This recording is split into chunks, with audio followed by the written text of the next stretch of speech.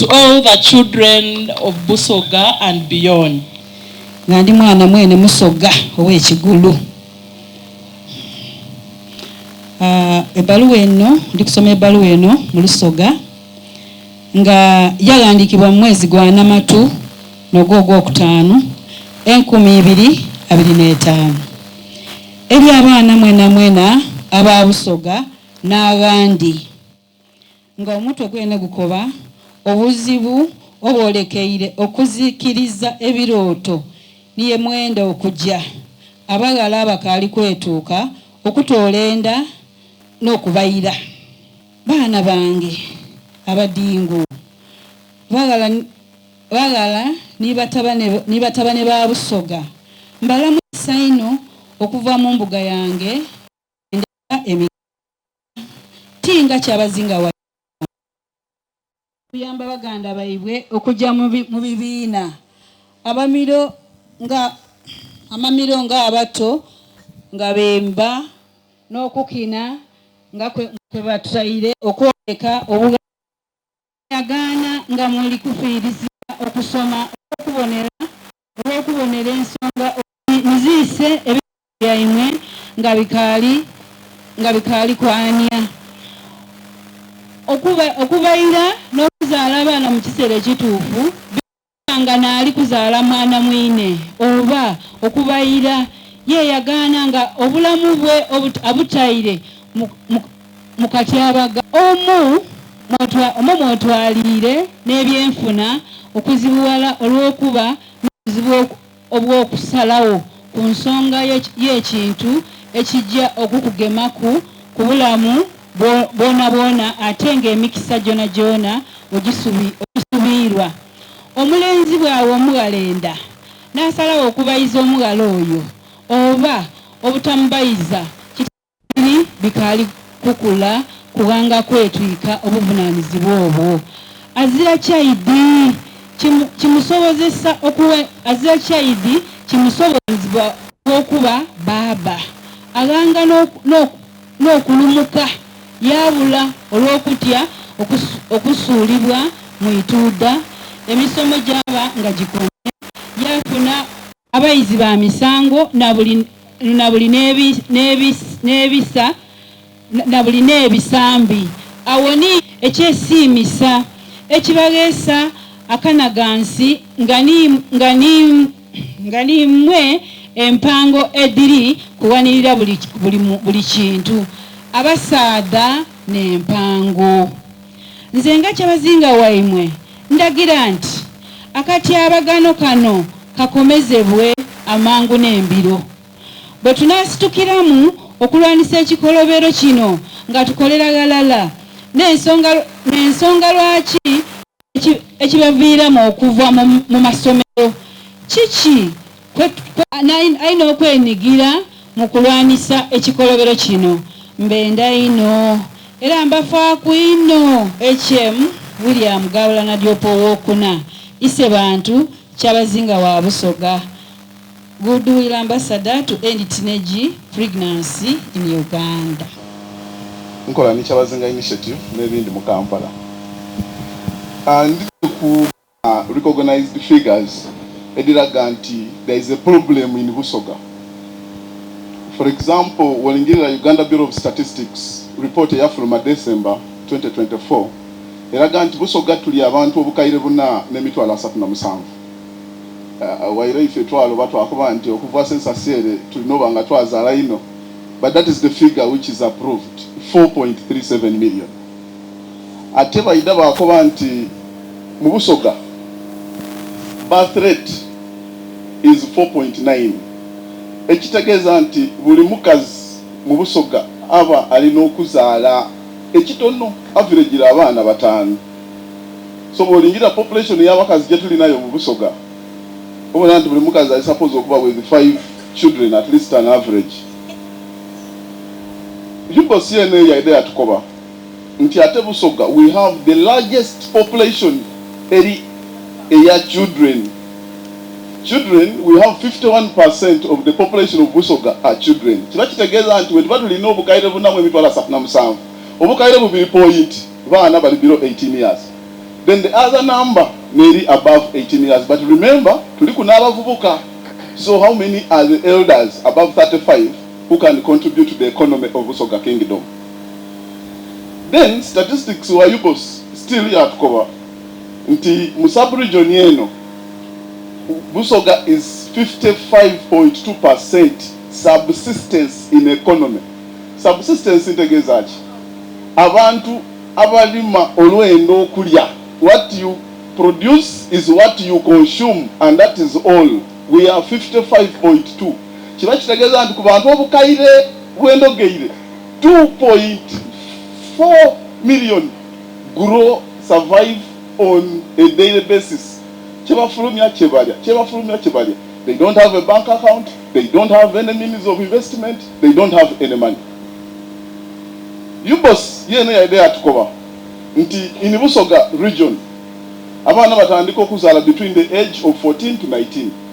So kiba kitegeza nti tulifata era yino nti omwana wa myaka 14 yaba wa P7 oba senior 1 aba atandise okuzala Busoga 1, and that is Buyubo statistics last year. Then still Busoga baidaba reporting nti abantu aba living below the poverty line abavu abankusere bali emitwalo 84 na lusanvu. Kiba kitegeeza nti poverty line ya Uganda bagibalira ku dollar index. Nti olina okuba ng'olunaku ofulumya dola eri mu 37.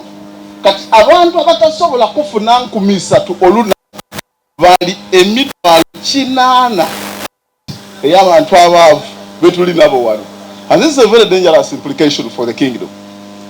Then mu Busoga, we are ranked among the poorest region in Uganda, 29.2% of the total population. So if you convert the UBOS statistics of December 2024, odakubona nti abantu abaavu eno are very many. And when you expand these statistics and data, odakubulira nti abagulanga ito atasobola kugula mpale ayambala koti endala kijaketi okumala mwezi mulamba nga takyoza abazira bwakusula. All these are indicators. Those who can't afford food and other factors, they are all surrounded into this indicator. And we are about 29.2% as Busoga Kingdom. Era yubosi yali erisoma ebintu bino nawabuuza mbana beyo mu Kampala nti kiki ekirungi kye munatusoma ku, but up to now they have not read about that. Then when ingirira ku school dropouts twana tulibasomesa Busoga, we are for example having 22.3% dropout rate. Abana batandika primary wolingirira level abafuluma primary school P7, the rate is very low. We have a higher significant children who do not complete P7, and those who enroll for senior 1 don't complete S4, and those who enroll for senior 5 don't complete A level. And if you quantify the university students right now who are Busoga, you will get so shocked. Then in Busoga region, we are projected to have teenage pregnancy. By last night, abana bajire mu 38%, 34%. You know, by last year we were 28.4%. Meaning inti abana betuli na betuli kuogera in 2 million point in this kingdom. Most of them are candidates of teenage pregnancy. And this is a very dangerous precedence of the kingdom. And lastly, when you look at the rate of dependency, abantu abavawunga cannot survive without leaning on another person. Busoga Kingdom has been put at a rate of 55%. You boss. And you can imagine, meaning it, all of us who are above the child age population, you have at least 5 people who depend on you with the little salary, with the little income. But again, you have to develop. So based on these statistics, that is why we are saying we need a comprehensive approach and program that brings a solution to all these issues. Thanks very much. I will summarize it this way. Causes of teenage pregnancy in Busoga and in Uganda in general. Causes are many, varied and complex, depending on the community. if you come from Uganda, the cause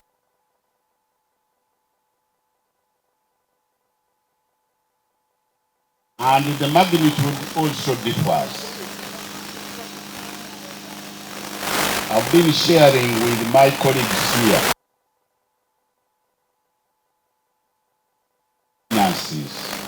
Early pregnancies vary from place to place, but there are some abject poverty among our people. The people don't have enough basics, including school fees, to take their children to school. And that one captures a large number of our parents down there in the villages.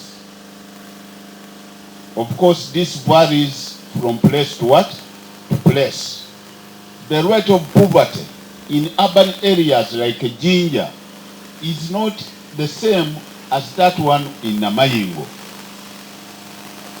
Secondly, the negative attitude of parents in our societies or communities. The parents have a negative attitude. Towards what? Towards education. Bakobambu eyasoma nsinga ki? Eyasoma akola ki? Ansinga ki? Kuba eyasoma ansinga kiringa okuba oti yali mu muteera nsinga ki? Nga wena nkubuuza nti wena wagulima? But wagulima beno kyakola ki? Kyakusinga. So there is that negative attitude of parents. Attitude eyo eidalwa bintu bingi. Aye nga bakoba ati yasoma nsinga ki? Ekyokubiri ngazira mirimo. So omwana okusoma ali kusomera ki? Balowooza ati okujja ku isomero omwana alina kunoonya ki? Mulimo. So yona ndwaire eri awo. Then there is that ignorance.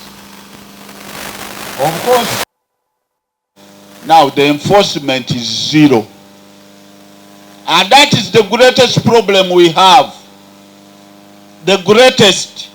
That's why you find that abaana bali mu byalo tibafaayo, aba police tibafaayo, DO ayogera kwa ku radio byawa. Executive Director wa Kyabazinga Initiatives. Mbalamuisa ino abakulu mwena mwena obitiibwa byammwe eyo nsonga nkulu. Minisita wano wano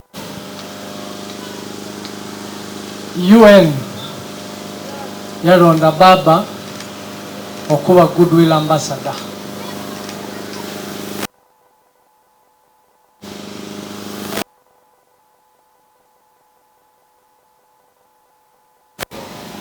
Kindizamu ina amani nti kitujja kuswaza baba because this is an international appointment.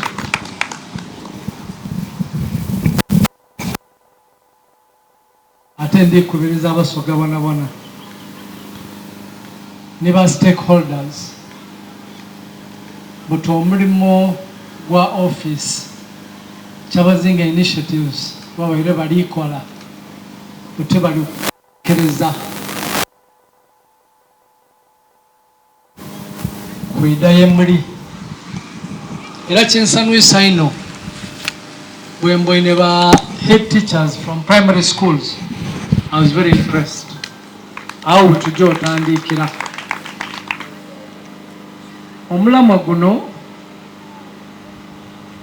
n'ebiduubo by'empulire wano kindaze nti ensonga muditegeire. Aye mu byona let us not take sex as a casual act. Busoga ni mu Africa, sex is taken so casually. But I'm very sure imwe life yetandikira senkoba abantu obulamu bw'omuntu butandika nimwe, because you are the people who are there to shape the lives of human beings. All of us here had teachers in our lives, and we are what we are today because of you.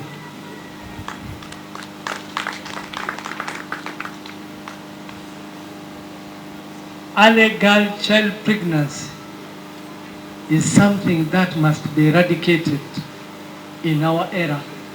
Nga tukumulembe kwaife omugabula baba aviireyo mubwene ne baluwa gyawandikira abaana. That is a commitment. Ekyo kikulaga concern baba gyalina ku nsonga eno. Ayi nife ba foot soldiers nimwe okuboneka nti ensonga eno tugitambuza. Ba stakeholders, Interreligious Council, please come out. Ba boda business community, tulikuja kubeeta tube ni engagements. Ayi were tunaba ne engagements edo nze ku lwange baba gwe yatika obuvunaanyizibwa okumpa responsibility eno gyendina omulimu ogutali mwangu ndikurelayinga kwimwe, era ku lw'abanange ne tiimu eno ndikwenda abeetondera nti program tetambwire nga bwe twenze wakusaawa eno twandibaye tulukumaliriza. But because of unavoidable circumstances, I think things didn't work out very well. Aye mbeebaza akaire okwidda okutindiika engendo gye mwidye okuboneka nti nsoboire okuba n'olwaleero. Bala abatasoboire kuba wano nimu abajooba ba ambassadors okujja obakobera ekibaire wano olwaleero. Ate ndi mugumu nti message mwidagi tuusa. Ndikwenda abasomera obubaka bwange. Ayi mwida kunsonyiwa. Teachers, DOs, esteemed guests and stakeholders, I bring you warm greetings from His Majesty Baba Ise Bantu Kyabazinga wa Busoga and Mama Ile Bantu. It is an honor to stand before you today to shape a future where our children, especially our girls, can thrive, learn and grow without the burden of teenage pregnancy or early marriage. Today's meeting marks a crucial step in our objective and collective journey to address these challenges. As you may know, His Majesty the Kyabazinga was appointed a United Nations Goodwill Ambassador in December 2024. Recognizing his tireless advocacy for girls' rights and education. This appointment is not just a title, it's a commitment to action. The men are pillars, Abasada Nempango. This program is built on the understanding that true change requires the involvement of everyone.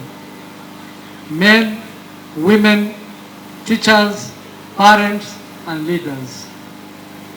Teenage pregnancy and early marriage are barriers that rob our girls of their potential, trap families in poverty, disrupt education, and perpetuate inequality.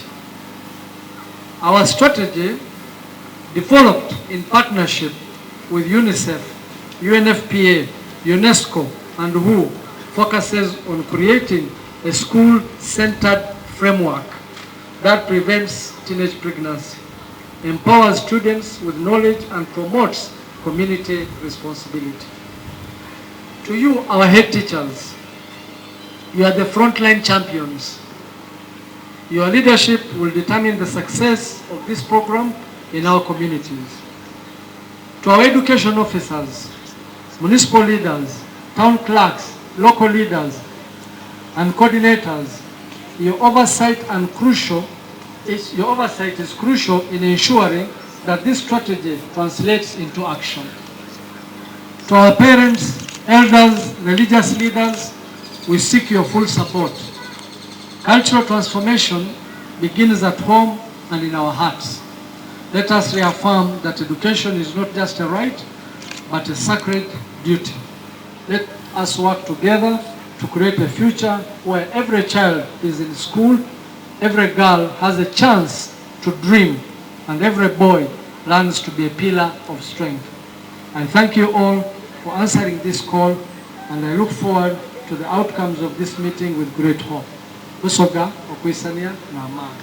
Mwebaleno, mwebaleno. Nenda kwebaza olw'ekibuuzo ekyo. Lwaki twese abasomesa oba abakulu b'amasomero ku kitebe ky'obwa Kyabazinga wano lwakuba nti ngaabwe mwidi ise bantu wa Busoga ali ku kikwekweto kyakulekeza abaana bato kufuna amabunda mu Busoga muno ni mu Uganda. Era olw'emirimu gy'abaire ng'akola baba bamulondayo ng'omusaale anakulemberamu abasaada emekete abaidde okuba nga balwanisa ensonga eno mu Busoga ni mu Uganda. Kale okusinziira ku ise bantu yatukobye nti tutajja bujje kulwana na kukola bikwekweto nga tukaali kwebuuza ku bantu.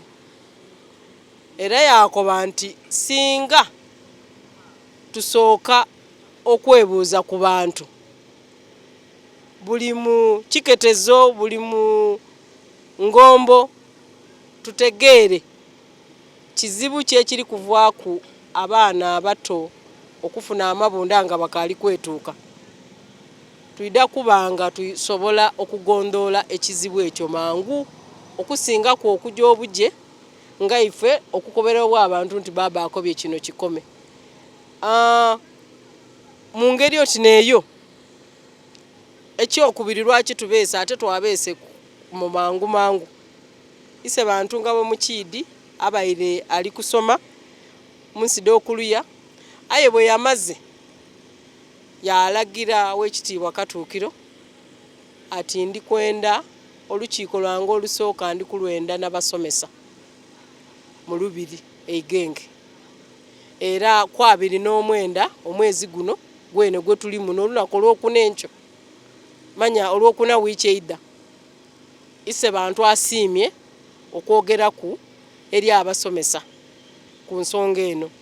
Mu bantu bwe yatukoba ati twebuuzeeko alinga eyatutumye okwebuuza Busoga yona kuba mulimu okwebuuza ku baana, mulimu okwebuuza ku basomesa nga buti bwe tubeese, mulimu okwebuuza ku bantu ba buliido, abasuubuzi, ba bodaboda, banaife abali mu bikaado, okwebuuza ku bantu ku byalo, okwebuuza ku b'amadiini, okwebuuza ku bakulembeze ba gavumenti, okwebuuza ku bakozi banakyewa ab'ebitongole byanakyewa. Era ndikwenda abakobera nti omulimu ogw'okwebuuza baba gwe yatutumye gutandiise. Aye yasiimye nti gutandiike n'abasomesa kubanga isira alikwenda akola ki kulita ku masomero. Abaana ba Busoga bangi embalirira erikulaga buli mwaka nti Busoga tuli bubi mu baana abatamala ku kusoma, Busoga tuli bubi mu baana abafuna amabunda nga bato, obwavu obwabankuseere buli wano Busoga. Kale ensonga edo ise bantu alikoba nti diweewo era alikwenda dikendeera aye ali kukoba twebuuze. Kale omulamu ogw'okweta abasomesa gwakuba nti twidye tubeebuuzeeku era empapula mu ddibweine tubawaire empapula kuba abo basobola okuwandiika bawandiike ensonga kyeri kuvaaku embeera dino omuzungu dayita development indicators mu Busoga nti buli kintu kiraga nti nkulankulana ebusoga wano kiri bubi buli kintu kiraga nti gano galiwo obuzibu ebusoga wano kiri bubi era bayizeemu ebibuuzo ebyo tuli kujja kuba nti tuli kukozesa ba researcher baida kukola ripoti mu bantu enkuyanga betujja okwebuuzaako eripooti eyo eida okuvaamu kiki kyene kyetube tusimbe kweisira nga tulwanisa embeera eno eri mu Busoga so tubeese olwaleero bajja okwida yeise bantu ng'ensonga bagitegeire bulungi ino no kusiima kwa baba nti ali asooka n'abasomesa oba abakulu b'emba amasomero oba abatwala ebyensomesa aye tibasobola kwidula nga gazirawo baana era tujja kubaawo n'abaana ku lunaku olwo n'abaana beene nga bwe mubweine baba yabawandikiira ebbaluwa eva ku ntobo y'omutima gwe ng'ali kubawandiikira ku nsonga eno era yamala yabakoba ati ali kwenda babe bakumu boogere ensonga ki edibatoola mu masomero gabakaali nsonga ki abaana abandi banaibwe ediri kubatoozanga amabunda ebizibu ebyo abyetegerere mwene so kidda kuba kituufu nti abamu ku baana balina okubaawo boona beeyogerere era foomu abakulu b'amasomero abaana de bajja okwiduzaamu oba jeeta ebbaluwa kuba baba yabawandiikira ebbaluwa n'abaana bali kuwandiikira ise bantu ebbaluwa tujeese ebbaluwa ya Kyabazinga kati ebbaluwa ya Kyabazinga kwolwo abaana baida kuba bali kugiiramu era na buli mwana mu Busoga munaali mu isomero ni bano banaife abaafuna obuzibu obwo ne bazaalanga bakaali kwetuuka oba oli mwirya oba oli gaka embeera yakuniinaku bonabona abo tuli kwenda kubeebuuzaako buzibu ki obwaleeta ekyo era bayagaine mu buzibu ki byona ebyo bantu baida kuidanga wano babireetere ise bantu beene nibeera beeyogerere tutegeere nti okusinziira ku bantu kino ni kye bakobye n'ekizibu ate era bino ni bye bakobye bye tube tukole baba yikwikiriza nti mu Busoga muno obuwangwa bwaife bulina amaani agasobola okutereeza buli mbeera eri wano obuwangwa bwa Busoga bulambulukufu munaani alabirira omwana aliko banti abasaada mpango mu kintu kino abasaada n'abanyweza buli kintu kyona ekyamaka nti omusaada gaabula mu kusomesa abaana basebengera omusaada gaabula mu byendegeresa bisebengera kale aliko banti abasaada mpango mu kino era nga ali kukowoola buli musaada avweeyo abenga yetanira era abamberi omusaada n'omwana omulenzi bayetanire era babemberi mu kulwanisa ekifuna amabunda mu kulwanisa abaana okuva mu masomero mu kulwanisa endala n'obwavu ate nga gazira muntu ajja kuvweeyo aida atuyambe ife beene tulina kwekola mu mulimu tumekinge sure nti ensonga dino tudigondoola Busoga ebemu ebyo ebitundu ebyeyagaza manamana abali tuwulirisa abali tubona olwaleero tubaire na engagement ne ba head teachers bonabona aba secondary ne ba primary schools mu Busoga ne ba stakeholders abandi nga ba DO omulama gwa lwaleero gwa bawala okufuna embuto nga bakaali kwetuuka nga mukide bulungi omwaka ogwo gwawa mu December ebitongole bya UN byasimba byawa baba okuba nga nagemye omumuli mu kukomya abaana ab'obuwala okufuna embuto olwaleero engagement eno gye tubalinayo yakukubiriza nakutuukirira ku ground nti tutandise n'abasomesa ku abasomesa nabatandikirwako era tuli kusaba n'abo boona batasoboire kuba wano nti omulama bagutambukiza walalaawo okuboneka nti ekisooka tukuumira omwana w'obuwala masomero n'ekyokubiri kutambuza enjiri ya baba ya mwana omuwala obutatoola ndanga akaalikola ki akaali kwetuuka Titwidako makuba no bonka tuli kubiza ba stakeholders bona ba boda intelligence council bona baveyo baide tugemere wala tutambuza omulama gwa baba ensonga inde je twogereku n'ensonga ya balimi naddala balimi ab'ebikaado abakozesa abaana abato mu kutema ebikaado tujja kufuna time bona tubengeejinge okuboneka nti twogera nabo kubona nti abaana abo basigale mu masomero baleke bakozesa mu kutema ebikaado. Ende erisania education of child special needs namayingo nendo okusiima baba ife Kyabazinga of Busoga ku engagement yatwese mulero kubanga tujira okweyagana nga ndogera ku namayingo nga district tulina ebizibu bingi mu masomero gaife okusingirira abaana baife ab'obuwala abakali kwetuuka okufuna enda wano mu Busoga as a sub-region namayingo etwala ekifo ekisooka mu mbeera ed'abaana okuboneka eti bafuna enda nga bakali kutuuka tulina ebisibu kamaala ebifiireko abaana baife ano okufuna enda nga bakali kwetuuka ndoosomola mababa gwatayiro leero bwetunajja mu maiso gwedayamba abaana baife ne communities daife tugemera so baife okuboneka tukuma tutya abaana baife bayo masomero kubanga twaliko ne meeting endi omwaka ogwere twajja okweyagana nga drop out rate mu namayingo in a few sub counties twagesa muko okubona ng'erwa igulu ino ndo so tunatandika omulama guno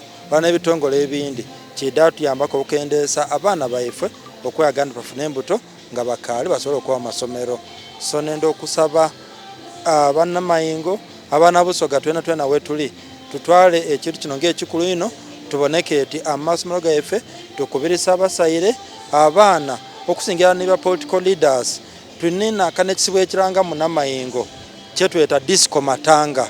Okay, disco matanga ndino fundraising edibawo obwire kulumbe ngo omuntu afiire batako ebidongo abantu baba wanga berabire ebyolumbe baba bintu ebindi tweyagandi bigirenga bireeta ino abaana okufuna obusibu bwolingirira nga bwetukaba mu Busoga every district has its own challenges but mu namayingo twana ekisibu ekindi eti tuli mu issue of gold mining AIDM weyagandi twebasima gold bana abaana bana obusibu bw'amaani tulina abaana kunanda abasinga tebayidumbira ebyokusoma. Okay, aya abasaire balamuka batabana munanda babaleka okusingira njasaba ne media tuongera okwogera n'abasaire bona about the parenting styles tujja kunenya amasomero ebiseera ebindi n'abaana nga abasaire tuna tukontributinga ekinene kubanga tulakinga parenting styles ndo sababu omusomo gwatayiro n'ekyo kyatayiro kidatu yamba okuboneka tukendesa